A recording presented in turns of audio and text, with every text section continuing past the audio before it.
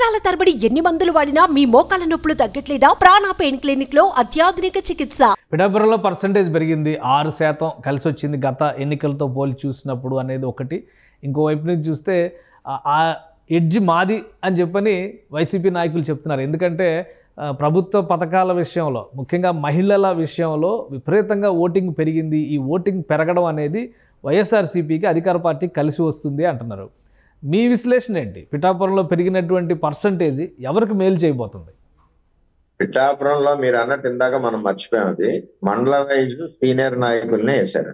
అవును, అలాగే మండల వైజు లారీలతో ఫండింగ్ కూడా తెచ్చారు. అలాగే మండలం వైజు లారీలతో మద్యం డంప్ చేశారు.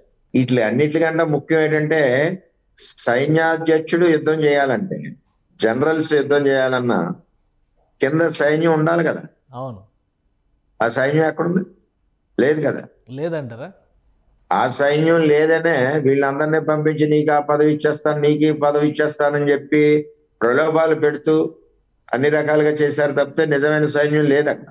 అది పరిస్థితి. కానీ అంటే ఒకటి, మీరు చెప్పినదే నిజం అనుకున్నప్పటికీ కూడా వంగా గీత కూడా అక్కడ ఎంపీగా రిప్రజెంట్ చేస్తున్నారు. ప్రస్తుతం 2009 ఎలక్షన్స్లో వంగా గీత చేతిలో మీరు ఓడిపోయారు. 1000 ఓట్ల తేడాతో అప్పుడు ఓడిపోయినటువంటి పరిస్థితి ఉంది. ముద్రగడ పద్మనాభం గారు అయితే ఏకంగా 3వ స్థానంలో ఉన్నారు ఆ రోజు. సో అప్పుడు ఈక్వేషన్ ప్రకారం చూస్తే అభ్యర్థిగా వంగా గీత అక్కడ బలమైనటువంటి నాయకురాలు అనుకోవడానికి ఆస్కారం లేదా? ఆమెకు సైన్యం లేదని మనం ఎలా అనగలుగుతాం? వంగా గీత అన్నది నాన్ లోకల్ ఉండేవి, ఈ నియోజకవర్గానికి సంబంధం లేని వ్యక్తి. దట్టు 2009 నుంచి 14 వరకు ఎమ్మెల్యే చేసింది ఆవిడ. 14లో నేను గెలిచాను. 14 నుంచి 19 వరకు పిఠాపురం నియోజకవర్గంలో కనపడలేదు, వాళ్ళ ఊర్లో ఉంది ఆవిడ.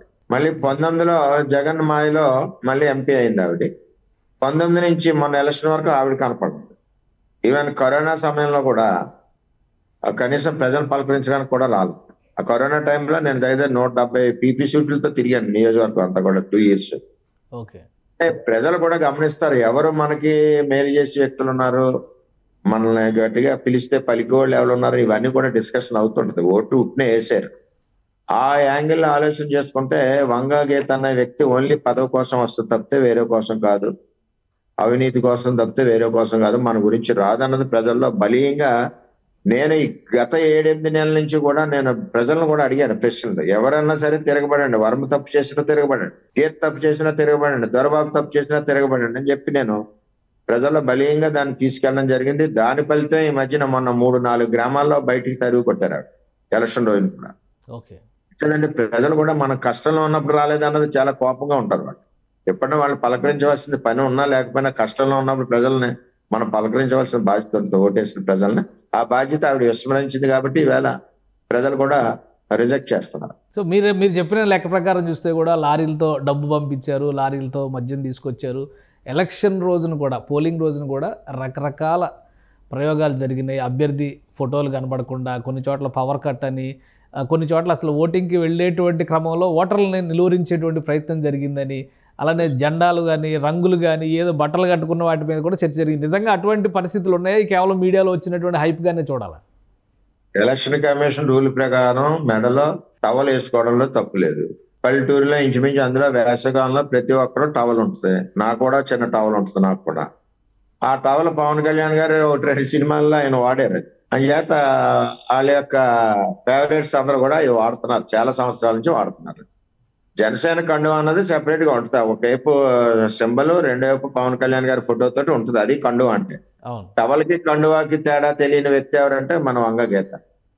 ఆవిడ ఏంటంటే ఓడిపోతున్నామని అర్థమైపోయి ప్రజలు ఎక్కడికెక్కడ తిరస్కరిస్తున్నారు అన్నది అర్థమైపోయింది. అక్కడ 4-5 గ్రామాల్లో బయటికి పంపించేశారు. అయిపోయి ఆఖరికి కనీసం అందరూ అక్కడికి ఎలా వచ్చారంటే వాటర్స్ గ్లాస్ కొట్టేయండి అని అడిగే పరిస్థితికి ఆవిడని వచ్చారు. దాంతో ఆవిడ ఇంకా ఆ ఇబ్బందులు ఆవిడ ఇష్టం వచ్చినట్టు మాట్లాడింది ఆవిడ.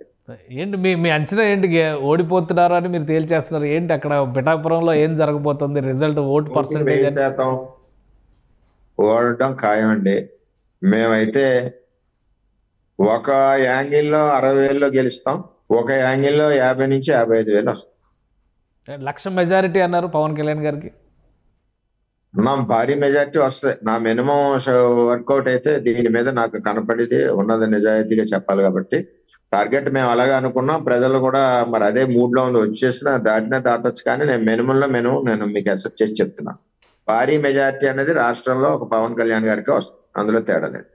రైట్. ఇంకా రాష్ట్ర వ్యాప్తంగా ఏంటి మీ అంచనా ఏంటి? ఒక సీనియర్ నాయకుడిగా ఓవరాల్గా క్యాన్వాసింగ్ జరిగినటువంటి విధానం చూశారు, ఓటింగ్ జరిగిన విధానం చూశారు. ఎప్పుడు లేని ఓటింగ్ తర్వాత కూడా ఇప్పుడు రకరకాల ప్రాంతాల్లో రకరకాల ఘటనలు జరుగుతున్న పరిస్థితి చూస్తున్నాం. సో మీ అంచనా ఏంటి రిజల్ట్ ప్రకారం? రిజల్ట్ ప్రకారం ఏంటంటే పొత్తు అవ్వడం ఒకటి, పవన్ కళ్యాణ్ గారు చంద్రబాబు నాయుడు గారు బీజేపీ పొత్తు అన్నది ఒక మౌత్ క్యాన్వాసింగ్, అంటే ప్రచారం వెళ్ళిపోయింది. ముగ్గురు బలీనమైన శక్తులు కలిశాయి. అంటే ఇప్పుడు ఒక రాక్షసుని చంపడానికి దేవతలు 10-12 మంది కలిసి చంపుతారు, అంటే ఒక దుర్మార్గాన్ని. అటువంటిది ఇవాళ జగన్మోహన్ రెడ్డిని పంపాలి అన్న ఒక ఆలోచనతో ఏదైతే ఓటు చేయకూడదన్న నినాదం, దీనికి మట్టికి పవన్ కళ్యాణ్ గారికే చెందుతుంది ఆ బ్రాండ్. అది బాగా మెసేజ్ కింద వరకు వెళ్ళింది. దాని ఫలితమే ఇవాళ ఓటింగ్ పర్సంటేజ్ కూడా పెరగడానికి కారణం ఆ యొక్క మెసేజ్. పవన్ కళ్యాణ్ గారు చంద్రబాబు నాయుడు గారు ఇచ్చిన మెసేజ్ ఒకటి. రెండవది, రాష్ట్ర రాజధాని పాత గాయాలన్నీ కూడా ఒకసారి జ్ఞాపకం వచ్చినాయి ప్రజలందరికీ కూడా.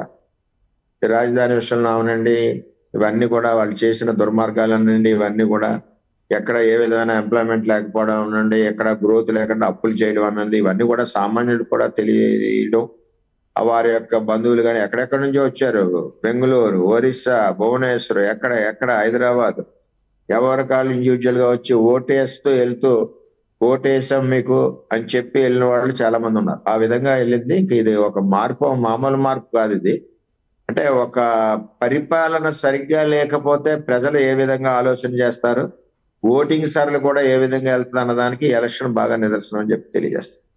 సో మీ అంచనా ప్రకారం ఎంత రావచ్చు, ఎవరు అధికారంలోకి రావచ్చు?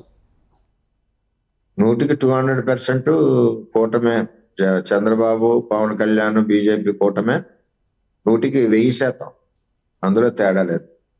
మినిమం 136 సీట్లు బేస్లైనా దానిపైన ఇంకా పెరుగుతాయి. ఎంత వస్తాయో చెప్పండి. సో కొత్త ప్రభుత్వం ఏర్పడితే వర్మగారి పాత్ర ఏ విధంగా ఉండబోతుంది? పిఠాపురం నియోజకవర్గానికి సంబంధించి మీరు చేసిన త్యాగాన్ని కూడా గుర్తించేటువంటి పరిస్థితి ఉంది. మీ నాయకత్వం కూడా మీకు అండగా నిలుస్తుంది అన్నారు. మీ రోల్ ఏ విధంగా ఉండే అవకాశం ఉంది? రోల్ ఏముంది, పవన్ కళ్యాణ్ గారు ఏ పని చెప్తా పని చేస్తాం, అందులో తేడా లేదు. పవన్ కళ్యాణ్ గారితో మీ జర్నీ కొనసాగుతుంది అయితే?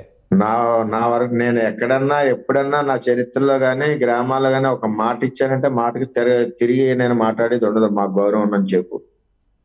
చంద్రబాబు నాయుడు గారికి మొన్న మాట ఇచ్చాను, అలాగే పవన్ కళ్యాణ్ గారి ఆఫీస్కి వెళ్ళి నేను మాట ఇచ్చాను. ఆ మాటకి నిలబడి కట్టుబడి నిస్వార్థంగా ఖచ్చితంగా పనిచేస్తుంది మా టీడీపీ క్యాడర్ అంతా కూడా. టోటల్ టీడీపీ ఓట్ 100% కూడా జనసేన పార్టీకి ట్రాన్స్ఫర్ చేశాం. రైట్. అంటే ఇప్పుడు క్షేత్రస్థాయిలో టీడీపీ, జనసేన, బీజేపీ ఈ కాంబినేషన్ పూర్తిగా బలపడినట్టుగా భావించవచ్చా? మీ నియోజకవర్గాన్ని ఒక రోల్ మోడల్ గా చూడొచ్చా? స్టార్టింగ్ లో కొద్దిగా కొన్ని గ్రామాల్లో కొంచెం జరుగుతాయి, కానీ మా నియోజకవర్గానికి వచ్చేసరికి 2009 నుంచి ఉన్న జనసేన టీం అంతా కూడా చాలా బ్రహ్మాండంగా పనిచేశారు.